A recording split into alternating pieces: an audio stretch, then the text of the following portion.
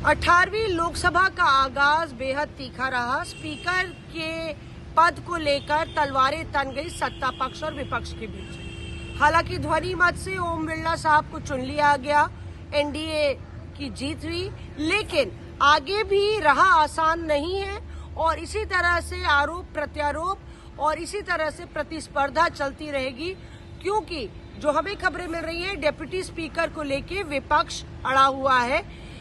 मामला स्पीकर के चुनाव में भी इसलिए तूल पकड़ा था क्योंकि इंडिया ब्लॉक की मांग थी कि हम को ओम बिरला या जो भी अब स्पीकर बनाना चाहते हैं वो मंजूर है, लेकिन डिप्टी स्पीकर का पद हमें दिया जाए। इसको लेके सरकार राजी नहीं थी। उन्होंने कहा कि ये ब्लैकमेल है या इस तरह से शर्तें नहीं रखी जाती। अब आपको बता दें कि डिप्टी स्पीकर को लेके क्या रणनीति होने वाली है। स्पीकर साहब अगले कुछ दिनों में इसका समय निर्धारित करेंगे। आर्टिकल 93 कॉन्स्टिट्यूशन का कहता है कि एक लोकसभा में एक speaker shall have one speaker and a deputy speaker. विपक्ष कह रहा है ये अनिवार्य है, लेकिन 2019 की लोकसभा में यानी कि 17वीं लोकसभा में स्पीकर के अलावा कोई डेप्यूटी स्पीकर नियुक्त नहीं किया गया था। लेकिन अब विपक्ष की संख्या ज्यादा है। उनने कहा है 100% हम अपना उम्मीदवार खड़ा करेंगे। दूसरी तरफ सुगबुगाहट तेज है कि एनडीए ब्लॉक अपना कोई घटक दल खड़ा कर सकता है का उम्मीदवार, यानी कि टीडीपी से कोई उम्मीदवार आ सकता है आगे, और ऐसे में इंडिया ब्लॉक एक बार दोबारा सरकार को चुनौती देगा और एक कॉन्टेस्ट, एक चुनाव देखने को मिलेगा। अब इसमें क्या डिवीजन होता है, क्योंकि स्पीकर के चुनाव में डिवीजन नहीं हुआ था, सिर्फ ध्वनि मत से ओम बिरला साहब को चुन लिया गया था। बहरहाल ये चुनाव क्यों हो रहे हैं और इतनी रस्साकशी क्यों है, ये समझना जरूरी है। इस बार 18वीं लोकसभा में अलग समीकरण देखे जा रहे हैं। एक एकजुटता इंडिया ब्लॉक में है। जो अंदाज है विपक्ष के मिजाज है वो बेहद तीखे हैं, गर्म है और उनकी आवाज और बुलंद है क्योंकि सांसद काफी ज्यादा है।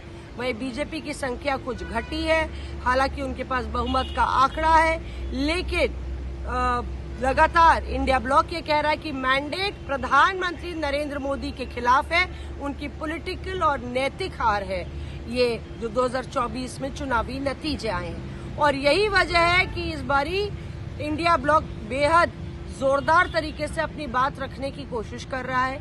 लगातार हमने देखा कि 18वीं लोकसभा के तीसरे दिन तक मामला इतना तीखा हो गया। स्पीकर के चुनाव के बाद इमरजेंसी की भी बात छिड़ गई। वही दूसरी तरफ अगर आप देखें तो मामला अब डिप्टी स्पीकर को लेके फिर से एक बारी तलवारें तनती नजर आ रही हैं और ये आसान नहीं होगा, क्योंकि के सुरेश उम्मीदवार होंगे इंडिया ब्लॉक की तरफ से। इस बारी कांग्रेस अपना होमवर्क भी करके रखेगी, पहले से ही उसकी रणनीति तय है कि 100% हम उम्मीदवार उतारेंगे। वही टीडीपी के कौन उम्मीदवार हो सकते हैं ये देखना होगा। किस तरह से बाकी घटक दलों को और क्या कोई और विपक्षी दलों को भी बीजेपी साथ मिलाने की कोशिश करेगी, क्योंकि इस बारी डिवीजन ऑफ वोट्स मांगने की संभावना ज्यादा है, यानी कि स्लिप वोटिंग होगी और इसलिए ये जो गेम है ये आखिरी वायर तक जाएगा, आखिरी बॉल तक जाएगा। तो बेहद दिलचस्प 18वीं लोकसभा की शुरुआत भी और इसके आने वाले दिन भी।